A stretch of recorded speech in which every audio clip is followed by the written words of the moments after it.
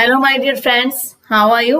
I hope you all are fine. Welcome to my channel, Law Scholars and Legal Issues. I am Advocate Vanita. I am presenting here again with another important concept that is related to latest judgment. ये जो judgement है Rajneesh versus Neha बहुत important judgement है। इस judgement की वजह से क्या है कि कोर्ट्स में बड़ी उथला पथली मची हुई है। ये जजमेंट किस कंसेप्ट में है वो हम थोड़ा आज डिस्कस कर लेते हैं कि किस प्रोविजन को ये वाइडली इंटरप्रेट इसमें किया गया है, क्या कुछ इश्यू जो है कोर्ट के सामने आए और कोर्ट ने फिर कैसे इसको नई गाइडलाइंस जो है इसमें दी। एक तो सबसे पहले मैं सॉरी फील करना चाहूंगी क्योंकि कल की क्लास में के लिए जो मैंने कोई लेक्चर अपलोड पहले से नहीं किया गया था और मैं कहीं बाहर गई हुई थी और मैं लेक्चर बना भी नहीं पाई। Sorry for that inconvenience. हो सकता है आप में से काफी स्टूडेंट्स ऐसे हैं जो मेरे इस लेक्चर का वेट भी कर रहे होंगे, तो हो सकता है उन्हें कुछ प्रॉब्लम हुई होगी। चलो आज से कंटिन्यू रखेंगे हम। देखिए ये जो रजनीश वर्सेस नेहा का जो केस है ना, ये केस एक्चुअली सेक्शन 125 सीआरपी से रिलेटेड है, यानी कि मेंटेनेंस से रिलेटेड आप ये भी कह सकते हो। एक्चुअल में होता क्या है कि जब मेंटेनेंस के केसेस चलते रहते हैं, कई बार हस्बैंड जो है काफी इनकम गेन करने के बाद भी डिस्क्लोज नहीं करता कि उसकी वाइफ को कितना मेंटेनेंस मिलना चाहिए, और कई बार वाइफ भी जो है अपनी जो इनकम के सोर्सेज है उसको छुपा के रखती है कि सिर्फ हस्बैंड के ऊपर ही पूरी लायबिलिटी उसमें अराइज होती रही। लेकिन इस केस ने क्या कर दिया, सारी एक तरीके से कोर्ट्स में भी अब उतला पतली मची हुई है। अब अगर आप कोर्ट में जाते हो और मेंटेनेंस के केसेस के रिगार्डिंग अगर आप देखते हो तो जितने भी मेंटेनेंस के केसेस थे, चाहे वो डीवी एक्ट में है, चाहे हिंदू अडॉप्शन मेंटेनेंस एक्ट में है, चाहे हिंदू मैरिज एक्ट में है, चाहे सेक्शन 125 सीआरपीसी में है, हर किसी में अभी एक एफिडेविट देना काफी कंपलसरी हो गया। और इस एफिडेविट में भी तकरीबन आप कह सकते हो कि 8 से 9 पेजेस हैं जो आपको सारे फुलफिल करने पड़ेंगे। इस एफिडेविट के अंदर क्या क्या देना पड़ेगा, मोटा मोटा जो कंसेप्ट है वो मैं आज आपको थोड़ा सा बता दूंगी। इसमें क्या कुछ गाइडलाइंस रजनीश वर्सेस नेहा के केस में दी गई। एक्चुअली इस केस में हुआ क्या था कि जो ये हस्बैंड था ये काफी बड़े महंगे महंगे इसके पास कैमरास थे, फोन्स थे, और ये जो वाइल्ड लाइफ जो पिक्चर्स है ये इसने काफी क्रैक कर करके जो क्लिक कर करके फेसबुक पेज पे डाली हुई थी, जिससे क्या है कि वाइफ ने उसको एविडेंस के तौर पे कोर्ट में पेश किया और ये कहा कि इसके पास काफी अच्छा सोर्स है इनकम का। तो कोर्ट ने 2013 के अंदर कोई एक जजमेंट आया था फैमिली कोर्ट का, जिसमें वाइफ को 15,000 रुपए मंथली देने की बात की गई थी और डॉटर जो थी, डॉटर या सन जो था, उसको 5,000 रुपए मंथली देने की बात की गई थी। लेकिन डॉटर जो है या सन जो भी है, चाइल्ड वो बालिग हो चुका है, तो उसको सिर्फ 2015 तक का, पता नहीं 16 तक का ऐसा कुछ मेंटेनेंस की बात थी। तो वाइफ ने कोर्ट में जब चैलेंज किया तो हाई कोर्ट ने भी फैमिली कोर्ट को कंसीडर किया और उसका 15,000 एज इट इज रखा। जब मैटर सुप्रीम कोर्ट में गया तो सुप्रीम कोर्ट को ये लगा कि वाइफ को भी उसी प्रकार की डिग्निटी मिलनी चाहिए, उसी प्रकार का ऐशोरा मिलना चाहिए जो हस्बैंड को मिल रहा है। तो वाइफ ने हस्बैंड के फेसबुक के कुछ एविडेंसेस प्रूव कर दिए। उसके बाद कोर्ट को लगा कि जो मेंटेनेंस का सिस्टम चला हुआ है, एक तरीके से पार्टियां एक दूसरे को हैरास कर रही है, तो क्यों ना एक ऐसा प्रोविजन लेके आया जाए जिससे दोनों पार्टीज बाउंड हो जाए एक्चुअल में इंफॉर्मेशन डिस्क्लोज करने के लिए। एक्चुअली क्या है इसके अंदर अगर आप देखते हो ना, तो इसमें सेक्शन 340 जो सीआरपीसी का है उसके तहत अगर मान लो किसी ने एफिडेविट दिया और उसमें जो फैक्ट्स हैं कल को झूठे साबित हो जाते हैं, तो कोर्ट उन मैटर्स में क्या है उसके खिलाफ जो आईपीसी के कुछ सेक्शन भी लगाएगी, जो भी मैं आपको थोड़ा सा और बता दूंगी कौन कौन से सेक्शन आईपीसी के इसमें ऐड किए गए हैं। और इसमें जो पनिशमेंट का प्रोविजन दिया गया वो आईपीसी के सेक्शन 191, अगर आपके पास बेरक नहीं है तो आप ले आइए फटाफट से पॉज करके। 191 सेक्शन 193 199 और 209 के कुछ प्रोविजन जो है इसमें डाले गए हैं कि अगर आपने जो एफिडेविट दिया है उसके अंदर जो इन्फॉर्मेशन अगर आपकी रॉन्ग हो जाती है तो आपको जो है लायबल माना जाएगा और आपको पनिशमेंट मिल सकती है 2 साल तक की। उसमें तकरीबन 2 साल तक की पनिशमेंट का प्रोविजन है फॉल्स एविडेंसेस देने के रिगार्डिंग। तो आप फटाफट अपना बेरक ले आइए। पहले जो है हम थोड़ा सा प्रोविजन को डिस्कस करेंगे और उसके बाद हम आगे जो कोर्ट ने क्या कुछ कहा हम उसको डिस्कस करेंगे।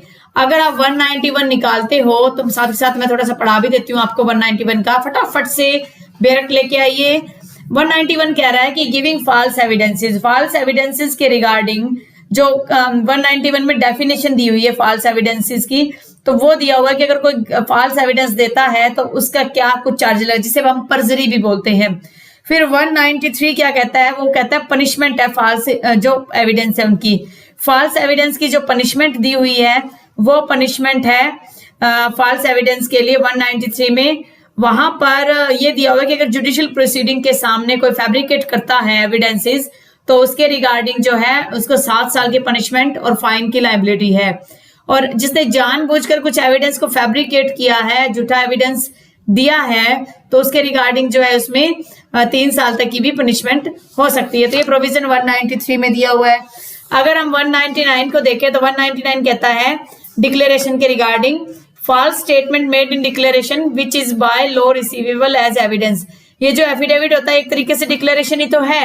डिक्लेरेशन के सेंस में वहां पर जो है वो प्रोविजन दिया हुआ है पनिशमेंट का, वही है जो फॉल्स एविडेंस की फैब्रिकेट करने का जो प्रोविजन। और ये जो प्रोविजन है ये नॉन कंपाउंडेबल है। नॉन कंपाउंडेबल का मतलब इनमें आप किसी तरीके का सेटलमेंट भी नहीं कर सकते। फिर 209 क्या कहता है? 209 जो इसमें प्रोविजन है वो ये कहता है कि जो कोई जानबूझकर इंटेंशन से कि दूसरे व्यक्ति को कुछ प्रॉब्लम क्रिएट हो तो उसके रिगार्डिंग 2 साल की पनिशमेंट का प्रोविजन दिया गया है। तो यानी कि आप मान के चलिए कि इतना डीपली और इतनी स्ट्रिक्ट पनिशमेंट इसमें रखी गई है कि आप झूठा एविडेंस अब दे ही नहीं सकते। पहले क्या था कि आप एविडेंस दे देते थे एफिडेविट पे, सिविल केसेस में, क्रिमिनल केसेस में, कि कौन पूछता है। अगर मान लो इसके लिए प्रोसीजर क्या होगा, तो 340 सीआरपीसी यही बात करता है कि कोई झूठी गवाही दे रहा है उसके रिगार्डिंग उल्टा केस बन जाता है आजकल। तो मोस्टली अब कोर्ट जो है इस मामले में स्ट्रिक्ट हो गई, क्योंकि लोग झूठी गवाहियां देने लगे हैं, झूठे एफिडेविट्स देने लगे हैं। तो कोर्ट ने इसमें बहुत ही अच्छा डिसीजन, मैं तो कह रही हूँ कि कोर्ट का ये डिसीजन बिल्कुल बेस्ट डिसीजन मैं मानती हूँ। कि इससे क्या होगा, दोनों पार्टीज को अपने अपने जो इनकम के सोर्सेज है वो डिस्क्लोज करने पड़ेंगे, और जहां कहीं भी कुछ झूठ हुआ तो उसके रिगार्डिंग क्या है कि पनिशमेंट पार्टीज को भी मिल सकती है। और क्या पता जजेस के मन में क्या है, हो सकता है वो जो एडवोकेट्स जो उनको झूठा एफिडेविट दिलवा देते हैं, तो हो सकता है उनके लिए भी कल को कोई प्रॉब्लम क्रिएट हो सकती है। कोर्ट क्या पता कोई ऐसा डिसीजन भी ले आए। तो अब चलो देखते हैं इसके अंदर क्या कुछ था। कोर्ट ने नोटिस किया कि the issue of interim maintenance is presently decided on the basis of pleading where some amount जो है गैस वर्क के अकॉर्डिंग दे दी गई थी, कि एक अंदाजा लग गया कि इतनी जो है जो इनकम आ रही है उसके हिसाब से अवॉर्ड कर दी। कह रहे so as to make a prima facie assessment of the amount to be awarded it is often seen that both parties submit scanty material. Scanty का मतलब है कि जो एक्चुअल में जो सही नहीं होता वो मटेरियल देते हैं। डू नॉट डिस्क्लोज, ये वर्ड इंपॉर्टेंट है। Both parties submit scanty material, गलत सूचना देते हैं, एक्चुअल में सूचना नहीं देते, एंड सप्रेस वाइटल, जरूरी जो इन्फॉर्मेशन है वो छुपा लेते हैं। Which makes it difficult for family court के लिए मुश्किल हो जाता है कि किस तरीके से मेंटेनेंस को, इंटरिम मेंटेनेंस को असेस करें। While there is a tendency on the part of the wife to exaggerate her need, हालांकि एक तरीके की एक टेंडेंसी बन गई है, प्रवृत्ति भी बन गई है कि जो वाइफ होती है वो बढ़ा चढ़ाकर अपनी जरूरतों को बताती है। There is a corresponding tendency by the husband to, और टेंडेंसी ये भी बन गई है कि हस्बैंड क्या करता है, अपनी एक्चुअल इनकम को छुपा के रखता है। It has therefore become necessary, अब जरूरी हो गया है कि to lay down a procedure to streamline the proceeding। अभी इंपॉर्टेंट हो गया है कि जो ये प्रोसीजर है इसको स्ट्रीमलाइन किया गया है, कुछ एक खाके में इसको समाहित किया जाए, एग्जॉस्टिव फॉर्म में लाया जाए। सिंस अ डिपेंडेंट वाइफ के लिए who has no other source of income, वो क्या कर सकती है, अपने पेरेंट्स से कुछ उधार ले लेती है, या वो during the interregnum of sustain herself अपने आप को किसी तरीके से संभालती है, अपने माइनर बच्चों को संभालती है जब तक कि उन्हें इंटरिम मेंटेनेंस मिलने लग जाता है। तो ये कहते हैं काफी समस्या का सामना उन्हें करना पड़ता है। The pleadings made in the application for maintenance and replied file should be responsible pleading. जो प्लीडिंग होनी चाहिए वो रिस्पॉन्सिबल प्लीडिंग होनी चाहिए, ये बिल्कुल एग्जैक्ट प्लीडिंग होनी चाहिए। The false statement and misrepresentation of the court में कंसीडर, कोर्ट कर सकती है 340 सीआरपीसी के लिए उनको प्रोसीजर फॉलो करके कंटेम्प्ट ऑफ कोर्ट का प्रोसीजर भी लगा सकती है। कोर्ट ने यह भी ऑब्जर्व किया detail to be mentioned, affidavit में क्या क्या डिटेल होगी, नॉन एग्रेरियन के लिए है। नॉन एग्रेरियन का मतलब जो शहरी इलाकों में रहते हैं, जिनके पास प्रॉपर्टी जमीन जायदाद नहीं है, जो गांव में खेती नहीं करे, उनके रिगार्डिंग है। सबसे पहले अपनी पर्सनल इन्फॉर्मेशन डिटेल में देंगे, और पर्सनल इन्फॉर्मेशन में क्या आ जाएगा, उनका नेम आ जाएगा, उनकी क्या एज है, क्या उनके सेक्स है, क्या क्वालिफिकेशन है, क्या वो जो अप्लीकेंट है या जो डेपोनेंट है वो अपने घर में रह रहे हैं, सेपरेट रेजिडेंस में रह रहे हैं, ये कुछ इसमें आएगा। डेट ऑफ मैरिज है वो क्या है, डेट ऑफ सेपरेशन क्या है, मंथली जो है एक्सपेंसेस, जो अप्लीकेंट है उसके खुद के क्या खर्चे हैं मंथली, वो भी इसमें दिया जाएगा।